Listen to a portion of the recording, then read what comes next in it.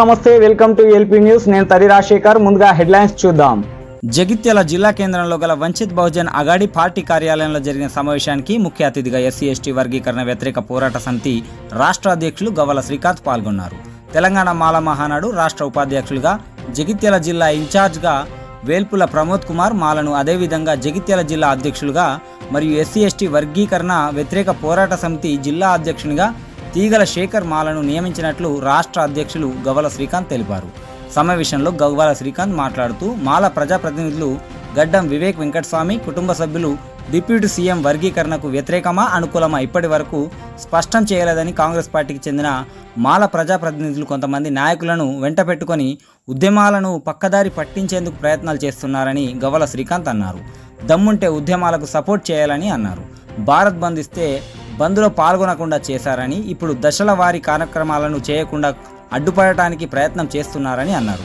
ఒక జాతీయ సమితి చైర్మన్గా సుప్రీంకోర్టు న్యాయవాది వడ్లమూరి కృష్ణస్వరూప్ నాయకత్వంలో ఏర్పాటై కార్యక్రమాలు చేస్తుంటే కలిసి రావాల్సింది పోయి కమిటీకి సంబంధం లేకుండా ఉద్యమాలను పక్కదారి పట్టించడానికి సీఎం ఇతరులను కలుస్తూ గందరగోళం చేస్తున్నారని అన్నారు. అసలు సుప్రీంకోర్టు ఇచ్చిన తీర్పు వారి పరిధిని దాటి ఇచ్చిన తీర్పు అని అన్నారు. చట్టబద్ధత లేని బీజేపీ నరేంద్ర మోడీ ఇచ్చిన తీర్పు అని అన్నారు. కులగణన చేసిన తర్వాత నరేంద్ర మోడీకి దమ్ముంటే జనాభా దామాషా ప్రకారం కులగణన చేసిన తర్వాత వర్గీకరణ చేయాలని గవ్వల శ్రీకాంత్ అన్నారు. ఈ కార్యక్రమంలో వేల్పుల ప్రమోద్ కుమార్, తీగల శేఖర్, దాసరి వెంకటి, కె రామచంద్రం, అల్తటి నర్సయ్య, శేషారావు, మోహన్ తదితరులు పాల్గొన్నారు. ఈరోజు జగిత్యాల జిల్లా కేంద్రంలో ఎస్సీ ఎస్టీ వర్గీకరణ వ్యతిరేక పోరాట సమితి ఆధ్వర్యంలో జిల్లా సమావేశం నిర్వహించడం జరిగింది. ఈ జిల్లా సమావేశంలో మాల మానాడు రాష్ట్ర ఉపాధ్యక్షునిగా ప్రమోద్ గారిని నియమించడం జరుగుతూ ఉంది. అదేవిధంగా జిల్లా అధ్యక్షునిగా ఎస్సీ ఎస్టీ వ్యతిరేక పోరాట సమితి జిల్లా అధ్యక్షునిగా మరియు మాల మానాడు జిల్లా అధ్యక్షునిగా వాళ్ళు తీగల శేఖర్ గారి అనుగుణంగా నియమించడం జరుగుతూ ఉంది. మరి ఈరోజు జరిగినటువంటి సమావేశంలో మన ఎస్సీ ఎస్టీ వర్గీకరణ వ్యతిరేక పోరాట సమితి జాతీయ కమిటీ పిలుపులో భాగంగా, అదేవిధంగా తెలంగాణ రాష్ట్ర కమిటీగా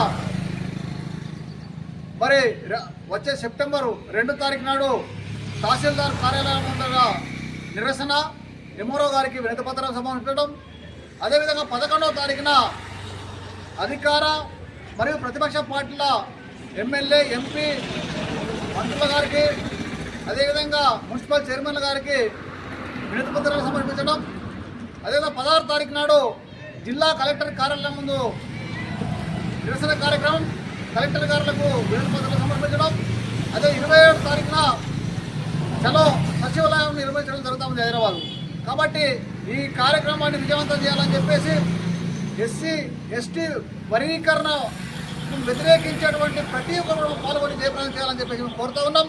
అదేవిధంగా మరి రాష్ట్రంలో కానీ దేశంలో కానీ సుప్రీంకోర్టు ఇచ్చినటువంటి వర్గీకరణ తీర్పు వెనక్కి తీసుకోవాలని చెప్పేసి మేము డిమాండ్ చేస్తూ ఉన్నాం.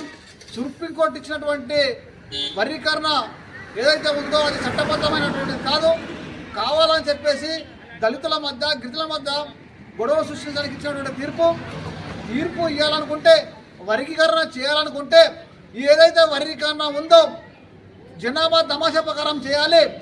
అదే కులగణన చేసిన తర్వాత ఏ కులానికి ఎంతమంది తెలియనటువంటి పరిస్థితుల్లో, అసలు జనాభానే అసలు లెక్కలేనటువంటి పరిస్థితుల్లో కావాలని చెప్పేసి బీజేపీ ప్రభుత్వం ఇది నరేంద్ర మోడీ ఇచ్చినటువంటి తీర్పు తప్ప సుప్రీంకోర్టు ఇచ్చినటువంటి తీర్పు కాదు.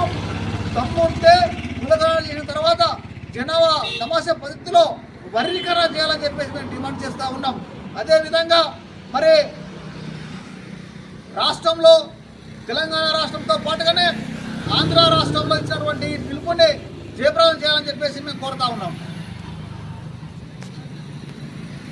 ఆపాలా?